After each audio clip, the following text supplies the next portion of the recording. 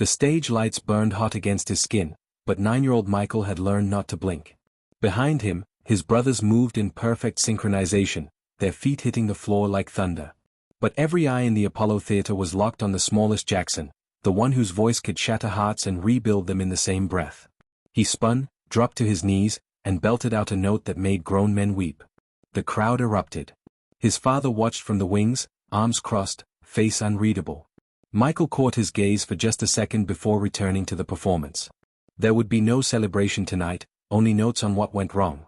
At home, while other children dreamed of toys and games, Michael stared at his ceiling and practiced dance moves in his mind. His brothers were asleep, their breathing steady and peaceful.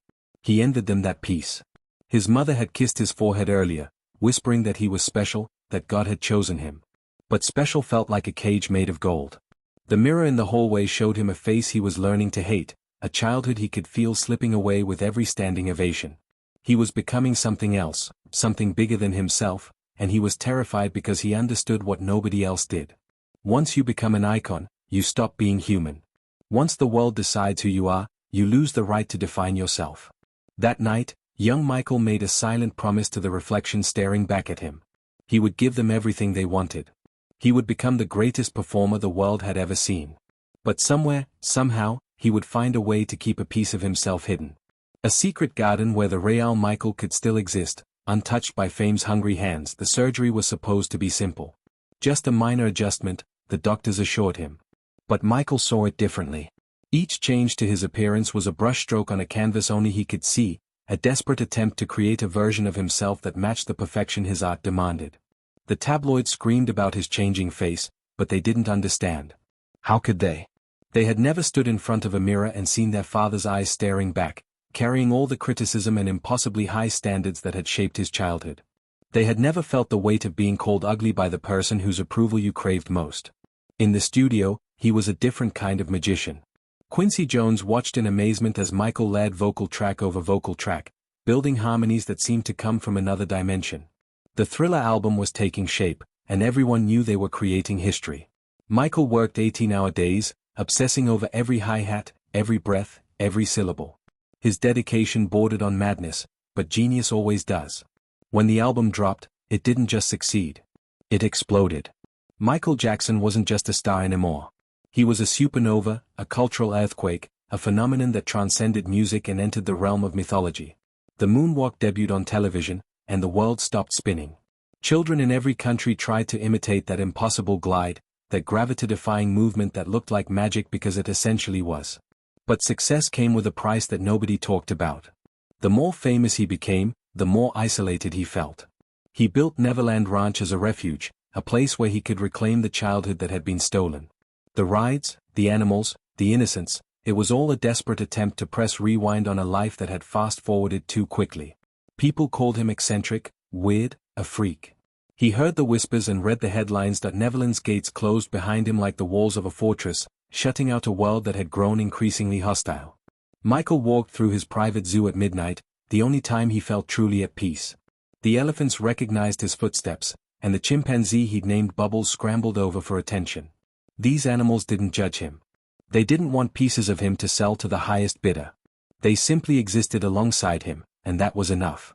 His security team maintained a perimeter, keeping the photographers at bay, but telephoto lenses still managed to capture glimpses of his life. Every photo was dissected, every decision questioned. When he dangled his baby over a hotel balcony in a moment of poor judgment, the media crucifixion was immediate and merciless. He had meant to share his child with fans below, a gesture born from years of being told that he belonged to the public. But intentions meant nothing in the court of public opinion.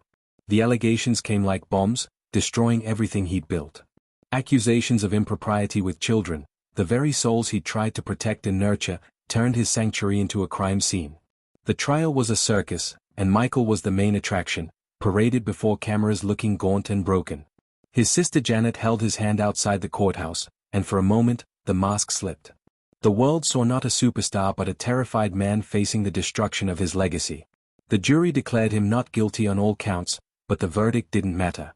In the court of public opinion, doubt had planted its poison seeds. Michael retreated further into isolation, his health deteriorating, his finances crumbling despite having earned hundreds of millions. Handlers and advisors circled like vultures, each one promising salvation while draining him dry. The man who had once commanded stadiums could barely leave his home without triggering a media-feeding frenzy. London's O2 Arena announcement was supposed to be his redemption. 50 shows, a comeback that would remind the world why they had fallen in love with him in the first place.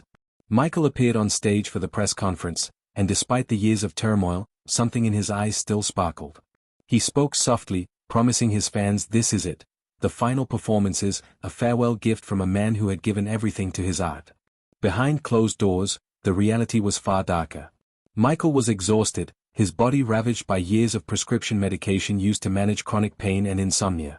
The rehearsals were grueling, and whispers circulated among the crew that he wasn't well. His personal physician, Conrad Murray, administered nightly doses of propofol, a powerful anesthetic never meant for home use, just so Michael could find a few hours of unconsciousness that resembled sleep. On June 25, 2009, the music stopped forever. Michael Jackson was pronounced dead at UCLA Medical Center, and the news rippled across the globe like a shockwave.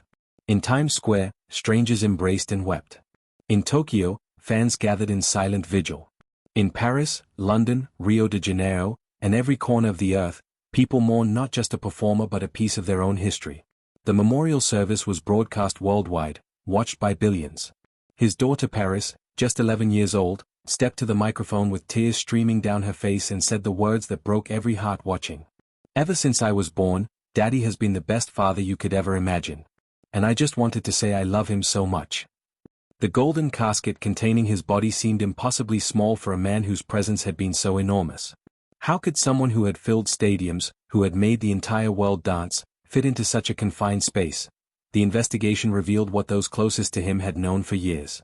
Michael Jackson had been in tremendous pain, physically and emotionally, for decades. The childhood injuries from demanding choreography, the stress fractures from performances that pushed human limits, the psychological wounds from constant scrutiny, all of it had compounded into a suffering that never found relief. Dr. Conrad Murray was convicted of involuntary manslaughter, but justice felt hollow. Punishing one man couldn't address the systemic failure that had allowed a vulnerable human being to be exploited, medicated, and worked until his body simply gave up. The posthumous releases began almost immediately.